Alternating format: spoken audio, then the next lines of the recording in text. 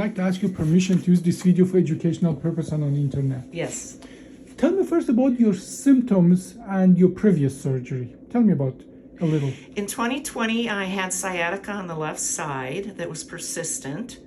I had failed epidurals, failed therapy. So we did a laminectomy on L4-5. That lasted until February of this year. Then I presented with the same sciatica, but in addition, I have severe pain, shooting pain in both my legs, a numb buttocks, and back pain.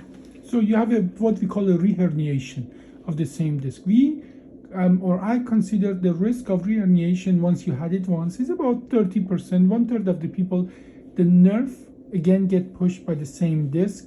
It is like a flat tire that you repair. That tire has always higher chance of being bad again, and that's what you got. Okay. But we investigated that, we confirmed that, we did conservative therapy, you felt, and now we are going to do actually the Olive procedure, because with the Olive procedure we can get rid of that disc completely. And I was asking you, what question do you have for me? And I really loved your answer. So what did you tell me and why? I said that I did extensive research about you and the procedure online, and every question I had was answered by yourself online. Now, to be fair, tell me your background, because you have possibly resources. I was a nursing supervisor for 44 years. Okay. Most of my career, I was a nurse educator. Okay. And so educating myself and others is very important. Yeah. Do you think you have to be a doctor or a nurse educator to be able to find the information on that? No, very, very easy. There's a lot of great videos on YouTube that explain the whole procedure by yourself. It's very well done, very informative, answers all your questions. Okay, and one of the things I tell to many of my patients, go online and just look it up just on our webpage, but as well there are lots of other web pages and YouTube testimonials. And especially the YouTube testimonials, I have over 1,200 patient testimonials. And I tell patients to go and look up for patient their own age group who has similar problem. And if they listen to a dozen of those testimonials, and I guarantee you there are more than a dozen testimonials on almost every subject, every age group, and so on and so forth. And that sort of realistically, with words of the patient, explain what's going on. Yes. Now, obviously, we doctors explain most of the time a little over-explain. We talk about medical terminology, which I think you have the advantage for you. They're not, just medical bubble. You understand them more. But I think those hearing it from the patient, I think that's what's really make that. Did you have a chance to listen to some patient testimonials? Yes, I did. Okay, tell me, what did you hear and what? Well, the one that I was really meant the most to me was a man who had the Olaf, and he said immediately that he had pain relief. Yeah. Like within hours of the surgery. Yeah. He had pain relief, and what a difference that made in his life. I did that surgery just yesterday, actually twice, the same Olive procedure. Both of my patients woke up and the leg pain is gone. I took a testimonial from them. Oh, and great. One of the reasons I take those testimonials is because my colleagues don't believe that you can do what I do in half an hour, and that's what it takes for me to do that surgery, half an hour to an hour, without cutting muscle, without cutting the bone, and the leg pain goes away. So for last 10 years, I have put over 1,400 patient testimonials out there.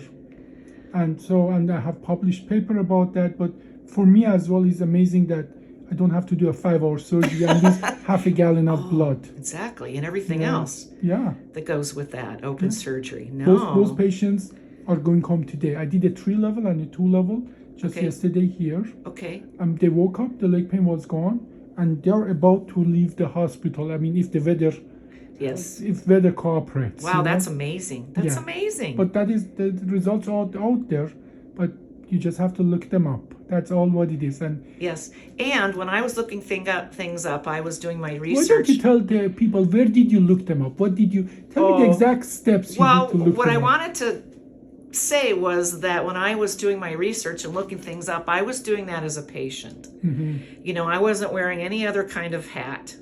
That didn't matter to me. When I'm sitting here today, I'm the patient. I'm not the nurse. It's very easy for me to separate that. That's very big of you to say that, because we doctors and the nurses are famous to be bad patients. I know. Yeah. But we get a bum rap. Yeah, but that is... I actually put in OLLIF just into the search engine, and your spine health came up, but all the YouTube came up. NCBI came up. There was all kinds of things. What is NCBI? Just tell the people who listen, because they may not know that. I love this interview. This is going to be one of my favorite interviews. It's national database. Right. It's a national database that they do very objective research, and they have a lot of data, and it's proven by lots of testimony and also lots of statistics, lots of data. Yeah, it's a peer that they analyze. Yes, it's a peer review. Officially public database of the paper. So it's very objective. There's nothing subjective in there. It's very, very data based. So. With my history, that means a lot to me. Yeah, and those papers I published them on purpose in a way that everybody can go and just download the entire paper. Yes. Because many times, some of my colleagues say, why don't you publish it in the Journal of Advanced Important Neurosurgeon, or Journal of Self-Importance Academic thing, and so on. Whereas I publish it in a paper that you don't have to pay, because if I publish it in Journal of Self-Importance Neurosurgery, people have to pay $30 to $100 just to download the paper. But whereas my paper are available to everybody on the entire planet, you just can Google it, print it out. And many of my colleagues sarcastically say, but patients don't understand that. Well, then we don't do a good job. If we don't explain things the way that, in combination with reading the paper, doing your own research about that, I think every person with the average education should be able to understand that. Just coming as a patient, yes, and I that's can understand everything you say. Yeah, and that is it's our not job. Complicated. Well, we have to make it as such that people can understand that, and that's on us. So for that reason, I'm publishing my paper not in some fancy journals, but I'm publishing in a peer-reviewed official journal, and that literally everybody can just go and look them up. You can, and all you need to do is actually go to put OLLIF and NIH for National Institute of Health, because the database is hosted by National Institute of Health. Okay. So and then you get all the papers. Okay. So any other resources you used? I went through quite a few things. Okay. So when you asked me if I had any questions, I said no, because you had already put all that out there for me I have a final question to find out. You. Yeah. In some places, the institution where I do the surgery, they don't want me to, if the patient is in their place, they don't want me to take patient testimonials. They just don't. They say if they cannot control it, what comes out of your mouth, they don't want it to be out there. Isn't that the most important? What the patient has to say? Exactly. That has experienced it? Yeah, that's what they experienced, and their first-hand experience. And that is, I think, what would you say to an administrator? Obviously not in this hospital. They are fantastic here. But what would you say to an administrator in a hospital who says, we don't want the word of our patient to be out there? What would you tell them? Well, I would wonder where their insecurity comes from. Yes, I love that answer. And that is actually, I think, we say always, everything we do is for the patient, but few times, we just don't put our action where our mouth is, and that is one of them. That it should be available. It should be patient's choice.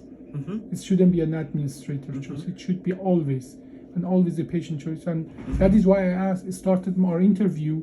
Do I have your permission to use this video Yes. for educational purpose and on internet? Yes. Well, this has been great. Thank you, doctor. No, thank you. I Thank really you. appreciate that.